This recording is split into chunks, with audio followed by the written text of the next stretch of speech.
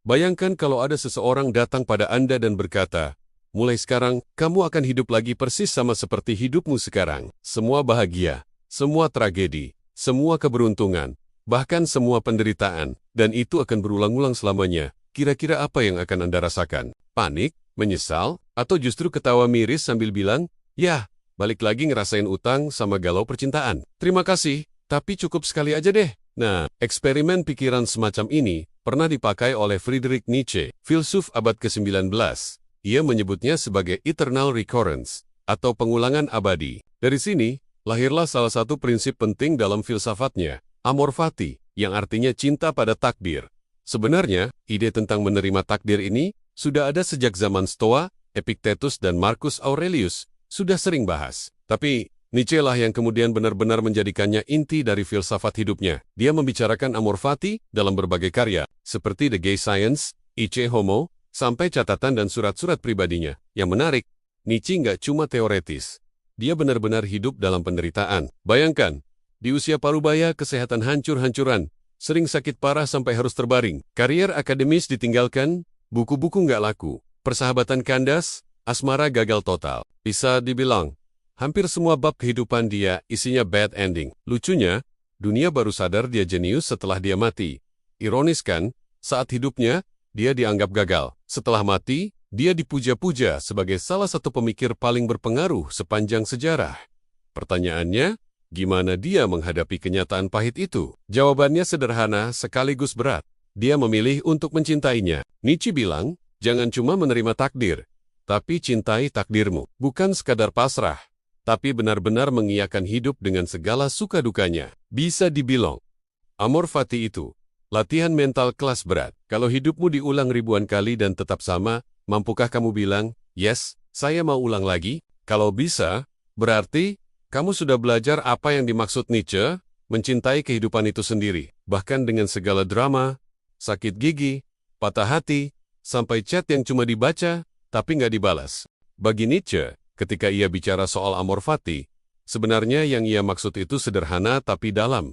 Cintailah hidupmu. Nah, kata cinta di sini bukan sekadar menerima dengan datar-datar saja, seperti orang stoik yang bilang, ya sudah, takdir ya terima saja. Bukan. Nietzsche ingin lebih dari itu, dia ingin semacam pemujaan yang total. Sebuah antusiasme yang tulus untuk merangkul hidup, apa adanya. Cinta di sini artinya menolak sikap menyesal, menolak godaan untuk berpikir, andai saja waktu itu aku bikin pilihan lain, pasti sekarang lebih baik. Atau, kalau aja aku tahu lebih dulu, aku bisa ambil jalan yang lebih cerdas. Itu semua jebakan. Karena kenyataannya, hidup ini bukan draft esai yang bisa diedit ulang. Setiap keputusan yang kita buat, entah benar atau salah, itulah keputusan terbaik yang bisa kita ambil dengan informasi dan kondisi yang kita punya saat itu. Nietzsche bahkan menulis dengan tegas, formula saya untuk kebesaran manusia adalah amor fati, bahwa seseorang tidak menginginkan apapun jadi berbeda. Tidak di masa lalu, tidak di masa depan, tidak selamanya. Tidak hanya menerima dengan terpaksa, tapi benar-benar mencintai apa adanya.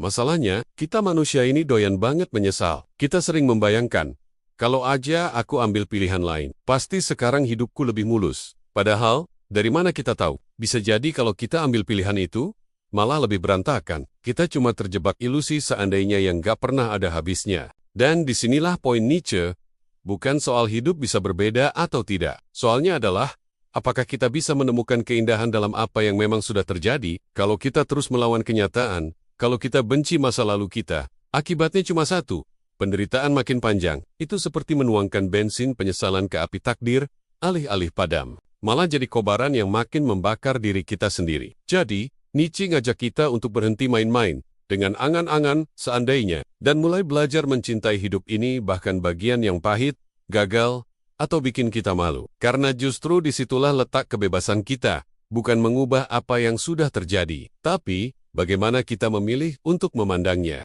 Menurut Nietzsche, tugas terbesar kita dalam hidup ini adalah jatuh cinta pada apa yang sedang kita alami sekarang.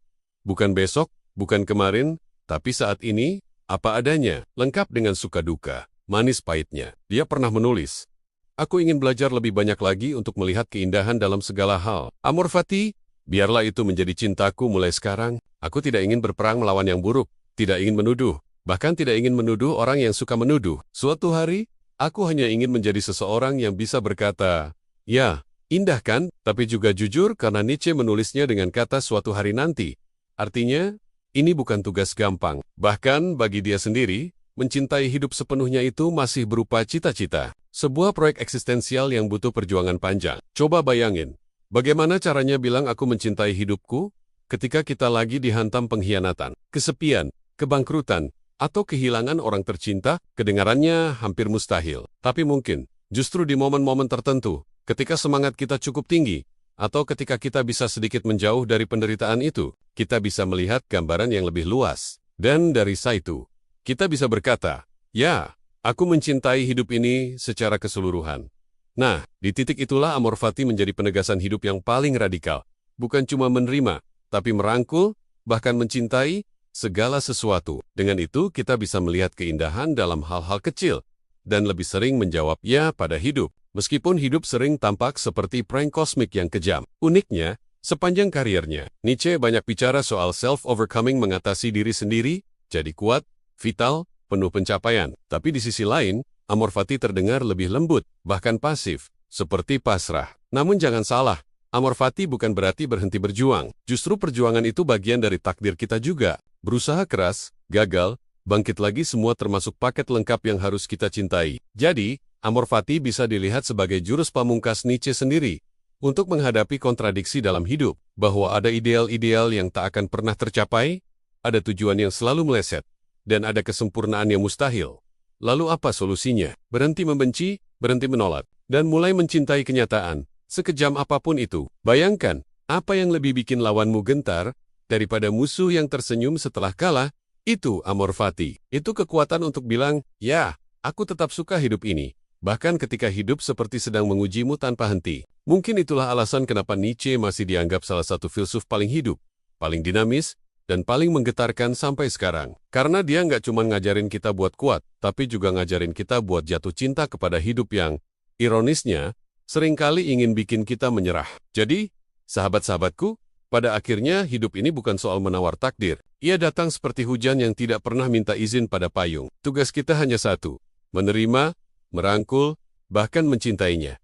Itulah amor fati. Mencintai takdir, bukan sekadar pasrah, tapi menemukan makna di dalamnya. Kalau jalanmu hari ini kerikilnya tajam, terimalah. Kalau esok rumputnya hijau, syukurilah. Karena setiap lekuk perjalanan itu membentuk siapa kita. Dan justru disitulah, diam-diam, Allah sedang mengajari kita bahasa cintanya yang paling dalam. Nah, kalau kalian merasa obrolan ini memberi setitik cahaya, jangan pelit untuk menyalakan cahaya itu lebih terang. Caranya gampang.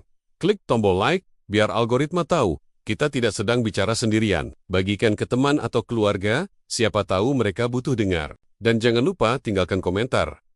Aku ingin tahu bagaimana kalian memaknai amor fati dalam hidup kalian sendiri. Terakhir, tekan tombol subscribe dan aktifkan loncengnya, biar kita bisa terus bertemu di ruang sederhana ini, ngobrol, belajar, dan mungkin sesekali tertawa di tengah beratnya hidup. Karena siapa tahu, di antara takdir yang sulit, ada video pendek yang bisa bikin hati lebih ringan. Sampai jumpa di pertemuan berikutnya. Ingat, cintailah takdirmu, karena pada akhirnya, hanya dengan itu kita bisa benar-benar hidup.